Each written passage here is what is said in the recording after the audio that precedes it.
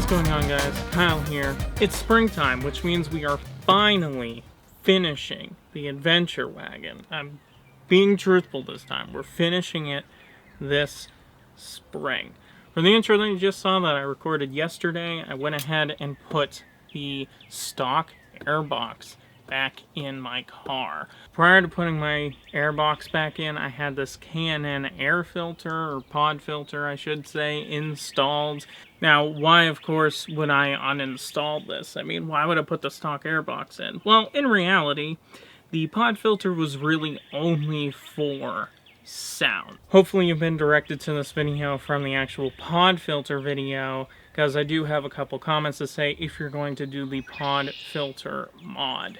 This is my old MAF sensor pipe. This is where the MAF sensor goes on this little support. Do not do what I did and cut this. And you can find them online pretty much anywhere. They make aftermarket ones of these that do not have the bracket on the end. If for any reason you want to put your airbox back in my car like I did, you're going to have a tough time finding just this pipe. I searched for that one pipe for 2 years before I actually found it. Well, with all of our airbox stuff aside, it's time to go on to the next mod, and that next mod is down below. 2 years ago, we installed an Anderson Design Fabrication 1-inch lift kit to the Adventure Wagon. But ever since then, I've been wanting a bit more lift, especially because of the big all-terrain tires I've been running.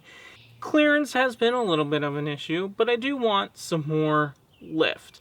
I want to lift my car more using the least amount of money as possible. When we installed the 1-inch lift kit, we also installed these. These are 3/8 inch rear lift spacers, but these lifted the rear of the Adventure Wagon an additional 3/8 of an inch. Now I wondered if there are 3/8 inch lift spacers for the rear, are there 3/8 inch lift spacers for the front? Turns out there are. So these are 3/8 inch front lift spacers for the SG Forester, and that's what we're going to install today. Learning from the difficulties of the last time we installed lift spacers, I wanted to make this install as easy and painless as possible. 2 words that just don't belong under working on your car. The first step is to remove the sway bar end links to allow for more articulation. I watched a video where you remove the end links by gripping the ball joint with vice grips, then loosen the nuts with a socket or wrench, but the driver's side didn't come off as easy as the passenger did, so we just had to jump to the next step. Because the lift changed my suspension geometry, there isn't really any way to remove the end links without cutting them out. For right now, I will leave the end link halves in on this side, but they need to come out ASAP. With the obstacle of the end links now behind us, we can move on to installing the spacer. First, we jack up the suspension to keep the strut in place. After that, all we need to do is remove the top hat nuts and lower the suspension down. The idea here is to install the spacer without removing the strut from the car. Letting down the strut like this allows enough room to slip the spacer up onto the top hat studs. I use my foot to control the height of the strut and my hands to guide the spacer on the top of the strut to sit in the right place.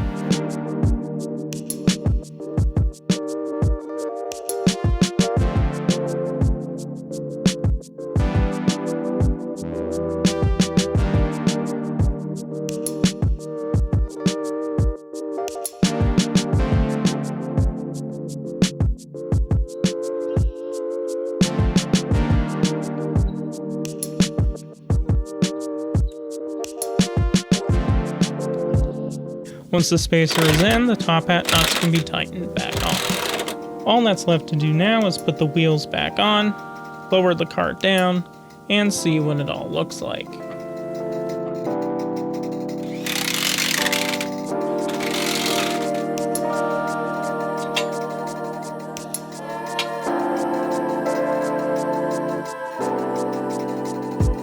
Well, I can now say that I approximately have a 1.5 inch lift on all 4 corners of the Adventure Wagon.